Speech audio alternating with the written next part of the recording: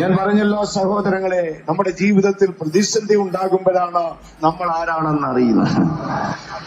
മറ്റെല്ലാന്നും നമുക്കറിഞ്ഞുകൂടാ. ഞാനൊരിക്കലും ഒരു രോഗിയായിരിക്കുമ്പോൾ, മുമ്പ് ഞാൻ നിങ്ങളോട് പറഞ്ഞിട്ടുണ്ടായിരിക്കാം, ശാരീരികമായി വലിയ കഷ്ടത്തിലായിരിക്കുമ്പോൾ ഒന്നിനു പിന്നാലെ ഇങ്ങനെ രോഗങ്ങളും കഷ്ടങ്ങളും എന്റെ പ്രാണനെ വേട്ടയാടിയപ്പോൾ ഒരു ദരിദ്രനായ ഒരു യാചകൻ മുളന്തുരുത്തി ഫെയ്ത്തോമിൽ കയറി വന്നു. ദരിദ്രനായൊരു മനുഷ്യൻ അദ്ദേഹം ഇങ്ങനെ ഗ്രില്ലിൽ പിടിച്ച് നിന്നിട്ട് പറഞ്ഞു, ഞാൻ ഇദ്ദേഹത്തെ എന്നാ കാണാമെന്നോ. അപ്പൊ എനിക്ക് തോന്നി എന്തോ കാര്യം സാധിക്കാൻ. അപ്പൊ ഞാൻ എഴുന്നേറ്റ് പോയി നേരെ കൈകെട്ടി നിന്നു. ഞാൻ പറഞ്ഞു, എന്റെ നീളം 5 അടി 8 ഇഞ്ചാണ്, തൂക്കം 78 കിലോയാണ്, പ്രായം ഇത്രാണ്. ശരി, കണ്ടോ, മതി, പൊയ്ക്കോ എന്ന് പറഞ്ഞു. അയ്യോ, ഞാനേ ഒരു കാര്യം പറയാൻ വന്ന, ഞാനിവിടെ നിരുന്നോട്ടെ എന്ന് ചോദിച്ചു. അദ്ദേഹം കയറി അകത്തോട്ടിരുന്നു. ഞാൻ തൊട്ടടുത്ത സെറ്റിയിൽ പേപ്പർ വായിച്ചുകൊണ്ടിരുന്നു. എന്നോട് സംസാരിക്കാൻ തുടങ്ങി. ഞാൻ അത്ഭുതപ്പെട്ടുപോയി. ആദ്യത്തെ ചോദ്യം, തിരുവഴുത്തിലേറ്റവും ദുഃഖിച്ച പ്രവാചകൻ ആരാണെന്ന് ഇദ്ദേഹത്തിന് അറിയാമോ? ഞാൻ പറഞ്ഞു, ഇല്ല, അങ്ങനെ ആരും ദുഃഖിച്ചിട്ടില്ലല്ലോ. സൗമ്യതയോടെ പറഞ്ഞു, അത് യിരെമ്യാവാണ്. യിരെമ്യാവ് ദുഃഖിച്ചപ്പോഴൊക്കെയും യഹോവയുടെ അരുളപ്പാടുണ്ടായി.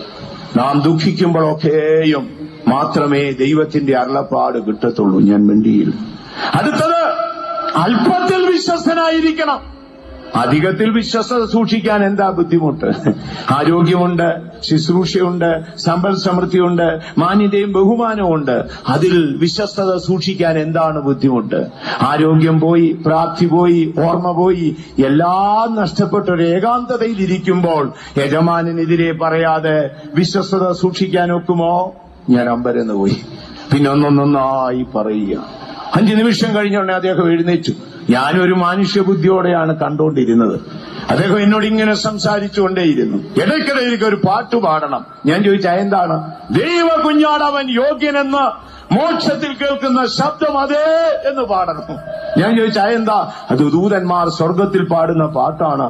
നമ്മൾ ആ പാട്ട് പാടിയാൽ നമ്മുടെ സംരക്ഷകരായ ദൂതന്മാർ മീറ്റിംഗ് സ്ഥലത്ത് നമ്മുടെ കൂടെ പാടും. അത് വെളിപ്പാട് പുസ്തകത്തിൽ എഴുതിയിട്ടുണ്ട്. ഇത് പറഞ്ഞു പോകുമ്പോഴാണ് അദ്ദേഹം എന്നോട് പറഞ്ഞത്, നമ്മൾ പ്രതിസന്ധി നേരിടുമ്പോഴാണ്, പ്രശ്നങ്ങൾ പ്രാണനെ വേട്ടയാടുമ്പോഴാണ് നമ്മൾ ആത്മീയരാണോ പ്രാകൃതരാണോ എന്നറിയുന്നത്. അതുകൊണ്ട് ഇന്ന് രാത്രി നമുക്ക് ദൈവത്തിങ്കൽ മടങ്ങിപ്പോകാം. രക്ഷയുടെ സുവിശേഷത്തിന്റെ ശബ്ദം ഭൂമിയിൽ അവസാനിക്കാറായി, കൃപയുടെ വാതിലടയാറായി, രക്ഷകന്റെ ആഗമനത്തിന്റെ സമയം അടുത്തുപോയി. പ്രിയ ദൈവമക്കളെ, നിത്യതയുടെ കവാടം അടയരുതേ.